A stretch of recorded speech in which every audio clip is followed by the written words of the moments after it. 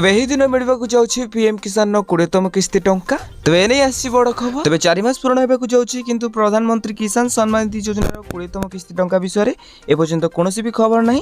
तेबे 20 जून प्रधानमंत्री नरेंद्र मोदी बिहार गस्तरे जाइथा बेले आशा सृष्टि होतला जे 2000 टंका चाषी अकाउंट को आसीबो। तापर 18 जुलाई रे प्रधानमंत्री मोदी को मोतिहारी ग्रस्त आशा सृष्टि करथिला किंतु पुणी थरे निराश देखा जाइथिला। तेबे संपूर्ण अपडेट जानिया पय हम चैनल को सब्सक्राइब करी बाकरे आस्था बेल आइकन को ऑल बटन में सेट कर दियंतु।